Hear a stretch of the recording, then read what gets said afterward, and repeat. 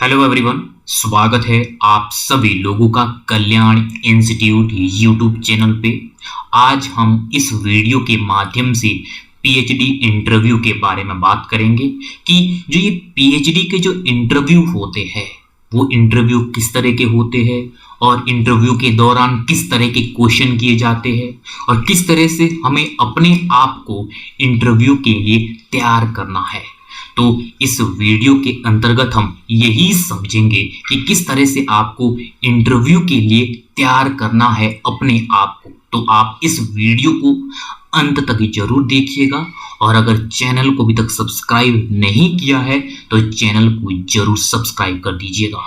आप इस वीडियो को जब कंप्लीट रूप से देख पाएंगे तो कहीं ना कहीं आपके लिए जो इस वीडियो के तहत कही गई जो बातें हैं वो आपके लिए उपयोगी रही होगी।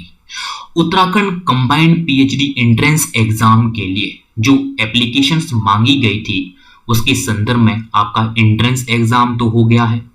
अब एंट्रेंस एग्जाम के बाद अगला स्टेप है इंटरव्यू। अब होने वाला है interview. Uttarakhand combined PhD entrance exam किस तरह से उत्तराखंड स्टेट की 4 यूनिवर्सिटियों में पीएचडी में प्रवेश करने के लिए करवाया गया है। वो जो 4 यूनिवर्सिटियां हैं जिसमें कि कुमाऊं यूनिवर्सिटी, श्री सुमन यूनिवर्सिटी, सोबन सिंह जिन्ना यूनिवर्सिटी, उत्तराखंड ओपन यूनिवर्सिटी, इन चारों यूनिवर्सिटियों में पीएचडी में प्रवेश करने के लिए एंट्रेंस एग्जाम तो हो गया है। अब जो अगला स्टेप है इंटरव्यू का। और आपको इंटरव्यू के लिए किस तरह से अपने आप को तैयार करना है ये मैं आपको इस वीडियो के माध्यम से बताऊंगा। इंटरव्यू के दौरान आपको रिसर्च प्रपोजल बना के ले जाना है, क्योंकि एक तो आपको ये समझना होगा जो आपका ये एंट्रेंस एग्जाम हुआ है, ये एंट्रेंस एग्जाम किस तरह से आपके सब्जेक्ट के नॉलेज पे बेस्ड था। अब जो इंटरव्यू है, इंटरव्यू में कहीं ना कहीं आपके रिसर्च से संबंधित यहाँ पे क्वेश्चंस किए जाएंगे। हालांकि इंटरव्यू का कोई निर्धारित सिलेबस नहीं है, ये डिपेंड करता है इंटरव्यू बोर्ड में जो बैठे हुए जो सदस्य है वो किस तरह से आपका इंटरव्यू लेना चाहते हैं। लेकिन मैं आपको ये कह दूं अपने एक्सपीरियंस के अनुसार कि जो पीएचडी के जो इंटरव्यू होते हैं वो रिसर्च पे बेस्ड होते हैं, क्योंकि आप जो पीएचडी करने जा रहे हैं तो कहीं ना कहीं पीएचडी से संबंधित यहाँ पे इंटरव्यू के दौरान उन क्वेश्चंस का सामना करना पड़ेगा। ऐसे में जब आप रिसर्च करेंगे तो क्या रिसर्च के बारे में आपको नॉलेज है, किस तरह से सैंपल कलेक्ट होते हैं, क्या हाइपोथेसिस होती है और कितने प्रकार के रिसर्च होते हैं और कौन कौन से सैंपल कलेक्ट करने की विधि कहाँ कहाँ पे यूज होती है, ये सब आपसे इंटरव्यू के दौरान पूछा जाएगा, क्योंकि आप रिसर्च करने जा रहे हैं। जब आप रिसर्च करने जा रहे हैं तो आपको रिसर्च के बारे में जो बेसिक चीजें हैं वो मालूम होनी चाहिए। एक तो इन चारों यूनिवर्सिटियों में लिमिटेड सीट है, यहाँ तक कि अदर स्टेट के एप्लीकेशन भी आए हुए होते हैं। तो ऐसे में जब लिमिटेड सीट है तो हमें अन्य लोगों से यूनिक करना होगा, अन्य लोगों से कुछ हटके करना होगा ताकि हम फाइनल मेरिट लिस्ट में अपनी जगह बना सके। एक तो आपको रिसर्च प्रपोजल बनाना है। अगर आपने रिसर्च प्रपोजल अभी तक नहीं बनाया है तो हमने अपने चैनल पर रिसर्च प्रपोजल से संबंधित ऑलरेडी वीडियो अपलोड किया है, वो पब्लिश हो गई है। आप उस वीडियो को देख करके अपना रिसर्च प्रपोजल बना सकते हैं, क्योंकि रिसर्च प्रपोजल कहीं ना कहीं आपके इंटरव्यू के लिए, आपके इंटरव्यू की दिशा निर्धारित करने में और आपका फाइनल मेरिट लिस्ट में जगह बनाने में महत्वपूर्ण भूमिका अदा करेगा। क्योंकि जो इंटरव्यू है, इंटरव्यू का जो वेटेज है वो 30% का है। जब 30% का वेटेज है तो कहीं ना कहीं ये महत्वपूर्ण भूमिका निभाएगा आपके फाइनल मेरिट लिस्ट में। तो आप इसको हल्के में मत लीजिएगा, तो आप रिसर्च प्रपोजल को जरूर बनाइएगा। और अब मैं आपको ये बताऊंगा कि किस तरह से इंटरव्यू में किस तरह के क्वेश्चंस किए जाएंगे और किस तरह से आपको उनके जवाब तैयार करने हैं। अगर आप में से किसी को भी कोई भी डाउट्स हो, कोई भी शंका हो, तो आप मुझसे पूछ सकते हैं। ये मेरा व्हाट्सएप नंबर है। इस व्हाट्सएप नंबर के माध्यम से आप मुझसे जुड़ सकते हैं और कोई भी जो डाउट्स है वो डाउट्स आप मुझसे पूछ सकते हैं। तो चलिए, सबसे पहले जो इंटरव्यू में जो क्वेश्चंस किए जाते हैं उन क्वेश्चंस को मैंने दो आधारों में डिवाइड किया है। एक तो किया है रिसर्च प्रपोजल से संबंधित क्वेश्चंस, और जो सेकंड भाग है वो अदर्स क्वेश्चंस में मैंने डिवाइड किया है। तो इस तरह से रिसर्च प्रपोजल से संबंधित जो आपके क्वेश्चन होंगे वो किस तरह के होंगे।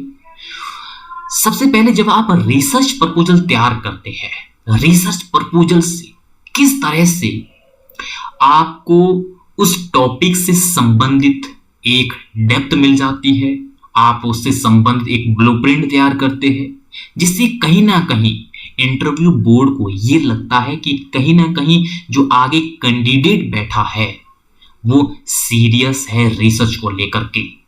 वो रिसर्च करेगा तो बेहतरीन तरीके से करेगा, और जब हम इसको सिलेक्ट करते हैं तो कहीं ना कहीं जिस गाइड के पास वो जाएगा उस गाइड को ज्यादा परेशानी भी नहीं होगी। तो इस तरह से जब आप रिसर्च प्रपोजल बनाएंगे तो यहां से आपकी सीरियसनेस दिखती है रिसर्च के प्रति। आपसे ये क्वेश्चन किया जा सकता है कि क्या आपने रिसर्च के लिए कोई टॉपिक सिलेक्ट किया है, तो उस समय आप अपना रिसर्च प्रपोजल दे दीजिएगा। और जब आपने रिसर्च प्रपोजल दे दिया और आपसे ये पूछा गया कि आपने कोई टॉपिक सिलेक्ट किया है, जब आप टॉपिक बताओगे मैंने ये टॉपिक सिलेक्ट किया है, तो आपसे ये क्वेश्चन किया जा सकता है कि आपने इस टॉपिक को ही क्यों चुना, ये आपको बताना होगा। और जब आपने इस टॉपिक को चुना है तो आप इस पर कैसे काम करोगे, यह भी आपको कि अपना जवाब तैयार रखना होगा कि इस तरह के अगर क्वेश्चन पूछे जाएंगे तो किस तरह से मैं जवाब दूंगा। तो इस लेवल तक हमें अपने टॉपिक पे डेप्थ लानी होगी ताकि हम हर एक क्वेश्चन का जवाब हम बेहतरीन तरीके से दे सके। जब आपने रिसर्च प्रपोजल बनाया होगा तो इसमें आपने रिसर्च मेथोडोलॉजी भी आपने ऐड ऑन की होगी। तब आपसे यह भी क्वेश्चन किया जा सकता है कि जो आपने ये टॉपिक सिलेक्ट किया है, इस टॉपिक को आप कैसे करोगे, इस पे काम कैसे इसको पूरा करोगे और कौन सी रिसर्च मेथोडोलॉजी यहां पे अपनाओगे। क्योंकि जब आप रिसर्च मेथोडोलॉजी यहां पे आप बताने लगोगे तो कहीं ना कहीं ये रिलेट करेगा आपके टॉपिक से। जैसा टॉपिक जैसी प्रॉब्लम वैसी यहां पे मेथोडोलॉजी लगती है। तो यहां से कहीं ना कहीं आपकी जो डेप्थ है उस डेप्थ का यहां पे मालूम होगा उन इंटरव्यू बोर्ड पे बैठे हुए सदस्य को। तो आपको जो रिसर्च मेथोडोलॉजी है उस रिसर्च मेथोडोलॉजी पे भी आपको एक गहराई से अध्ययन करना होगा। क्या वास्तव में जो मैं रिसर्च कर रहा हूं उस रिसर्च में इस तरह की मेथोडोलॉजी यूज होगी तो कैसे होगी, किस तरह से मुझे करना है, ये सब आपको पहले से तैयार करना है। और अगला जो सैंपल एरिया है, जो सैंपल एरिया आपने सिलेक्ट किया है वह ही सैंपल एरिया सिलेक्ट क्यों किया है, और जब किया है तब आप किस मेथड के जरिए आप सैंपल को कलेक्ट करोगे। जो सैंपल के जो टाइप्स होते हैं वो टाइप्स कितने होते हैं ये भी आपको मालूम होना चाहिए, और कौन से टाइप्स का यूज कहां कहां और कैसे होता है ये भी आपको मालूम होना चाहिए। और इसके अलावा आपसे ये भी क्वेश्चन किया जा सकता है कि जो आपने टॉपिक सिलेक्ट किया है उस टॉपिक से संबंधित जो पहले शोध हुए हैं, जो पहले रिसर्च हुआ है, क्या आपने उसको पढ़ा है। अगर पढ़ा है तो कोई एग्जांपल दीजिए कि उसमें किस तरह का रिसर्च हुआ, किस तरह के उसमें रिजल्ट निकले हैं। तो ये सब आपको तैयार करना होगा। जब आप रिसर्च प्रपोजल बनाते हैं तो सबसे पहले आपको एक प्रॉब्लम आइडेंटिफाई करते हैं, तो उसके बाद आप उस टॉपिक से संबंधित आप जो पहले से हुए रिसर्च है उसको पढ़ते हैं। जब आप उसको पढ़ते हैं तो कहीं ना कहीं आप ये पाते हैं कि अब तक तो ये रिसर्च हुए हैं, अब आगे ये करना बाकी है। जिसे रिसर्च गैप हमें मालूम होता है।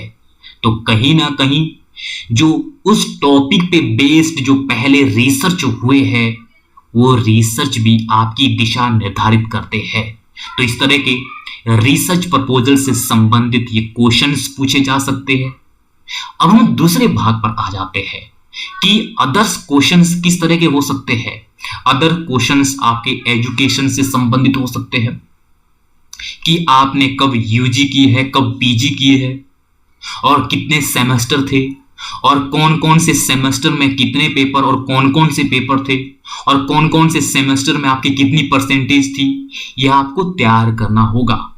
क्योंकि जब इस तरह के क्वेश्चंस किए जाते हैं इसके पीछे का मकसद ये होता है कि क्या ये कैंडिडेट सीरियस है, क्या इसकी जो बैकग्राउंड है, एजुकेशन बैकग्राउंड है वो किस तरह की है, ये सब मालूम किया जाता है। और इसके अलावा जब आप रिसर्च कर रहे हैं तो कोई ना कोई आपने रिसर्च से संबंधित कोई बुक्स पढ़ी होगी, तो आपसे ये भी पूछा जा सकता है कि आपने रिसर्च से संबंधित कोई बुक पढ़ी है तो कौन सी बुक पढ़ी है, उसके राइटर का नाम क्या है। तो आप ऑथेंटिक रिसर्च बुक भी जरूर पढ़िएगा। जो ऑथेंटिक बुक है उसको आप जब पढ़ोगे तो कहीं ना कहीं रिसर्च के बारे में आपको मालूम होगा कि रिसर्च के कितने टाइप्स होते हैं, सैंपल के कितने टाइप्स होते हैं, किस तरह से सैंपल को कलेक्ट किया जाता है और किस तरह से जो डेटा कलेक्शन है, डेटा कलेक्शन कैसे होता है और रिसर्च के कौन कौन से टाइप्स होते हैं और क्या क्या इनका महत्व होता है। तो ये सब आपको रिसर्च की बुक से मालूम होगा। तो आपसे ये जरूर पूछा जा सकता है कि जो आपने रिसर्च से संबंधित जो बुक पढ़ी है वो कौन सी बुक पढ़ी है। तो उसके राइटर का नाम पूछा जा सकता है, बुक का नाम पूछा जा सकता है। और इसके अलावा आपसे ये भी पूछा जा सकता है कि आप रिसर्च ही क्यों करना चाहते हैं, वो भी आपको बताना होगा। क्योंकि इसके पूछने का मकसद ये होता है कि क्या सचमुच में रिसर्च को लेकर के ये कैंडिडेट सीरियस है। तो इस तरह से आपको तैयार करना होगा अपने आप को। और इसके अलावा रिसर्च के प्रकार कि रिसर्च के कितने प्रकार होते हैं, कौन कौन से प्रकार होते हैं और किस रिसर्च का क्या महत्व होता है। तो इस तरह से ये भी आपको क्लियर करना होगा। और डाटा कलेक्शन के प्रकार कि डाटा कलेक्शन के कितने और कौन कौन से प्रकार होते हैं और सैंपलिंग के प्रकार कि सैंपलिंग के कितने और कौन कौन से प्रकार होते हैं और किस तरह से कौन से सैंपल के प्रकार का यूज कहां कहां और किस तरह से होता है।